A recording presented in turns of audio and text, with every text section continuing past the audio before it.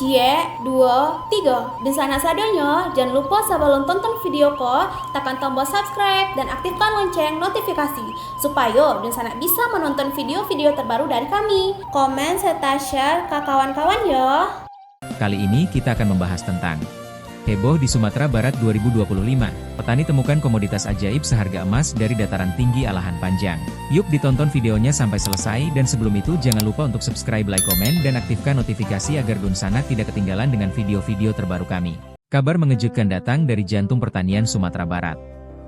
Di tengah banyaknya komoditas pertanian biasa, muncul sebuah hasil bumi luar biasa yang harganya menembus pasar internasional. Kopi Arabica Premium dari Alahan Panjang, Kabupaten Solok, kini disebut sebagai hasil pertanian dengan harga jual paling mahal di Sumatera Barat. Komoditas kopi Arabica ini bukan sembarang kopi. Ia tumbuh di ketinggian lebih dari 1.400 meter di atas permukaan laut, menghasilkan cita rasa khas dengan aroma bunga dan sentuhan coklat lembut. Kondisi tanah vulkanik dan udara dingin membuat kualitas biji kopi meningkat tajam.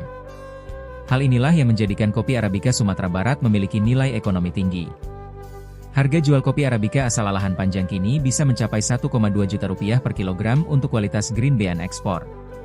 Nilai ini bahkan melampaui komoditas lain seperti cabai, bawang, dan beras yang mendominasi pasar lokal. Dengan harga setinggi itu, petani kopi kini menjadi salah satu kelompok tani paling sejahtera di provinsi ini. Para petani mengandalkan metode tanam ramah lingkungan yang dikenal sebagai sistem tumpang sari alami.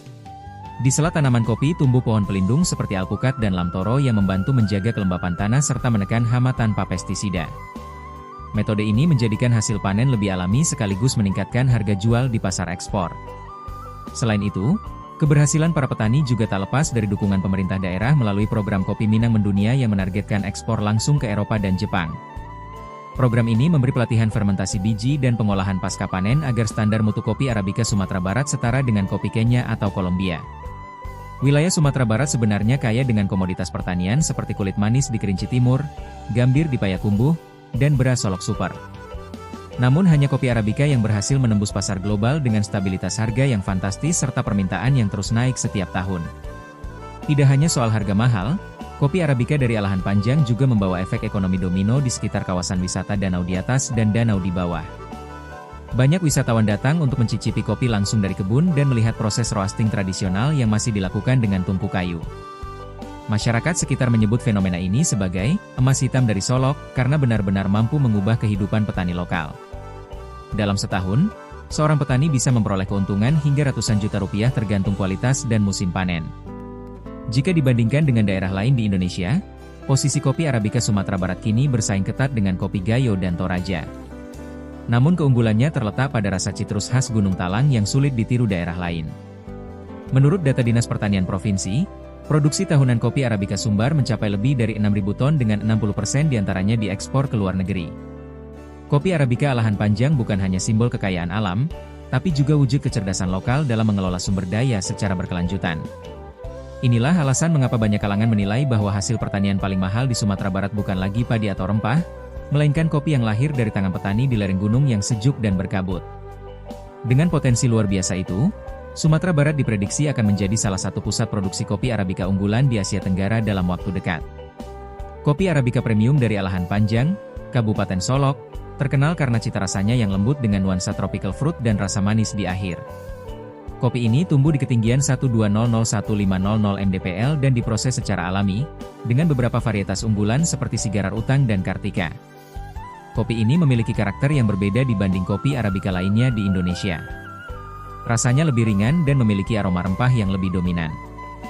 Selain itu, dalam kopi ini juga ada karakter rasa lemon dan coklat. Beberapa barista mengatakan bahwa kopi ini memiliki karakter yang mirip dengan kopi-kopi Afrika. Selain mulai dikenal di kalangan pecandu kopi nasional, kopi ini juga telah merambah mancanegara. Thailand, Australia, dan Italia disebut sebagai salah satu pasar ekspor kopi ini.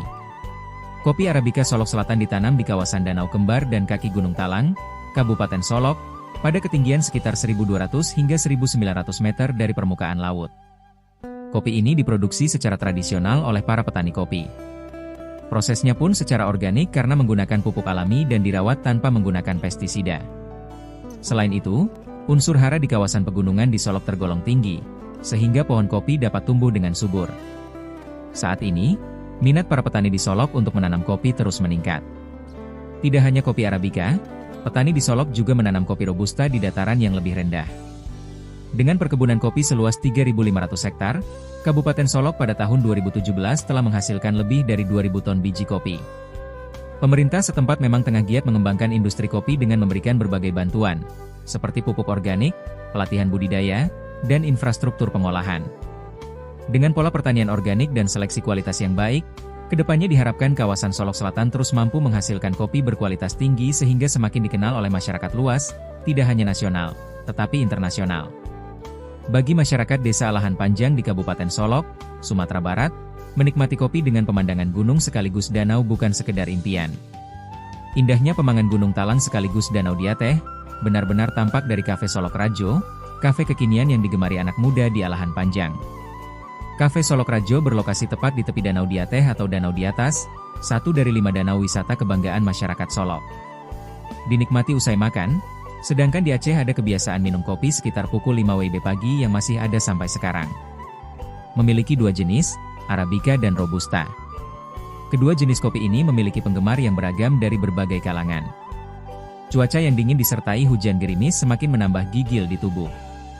Ketika sampai di Koperasi Solok Rajo, suguhan kopi pahit hitam tanpa gula dengan aroma yang khas dengan rasa asam yang segar dan rasa manis di ujung lidah menyambut.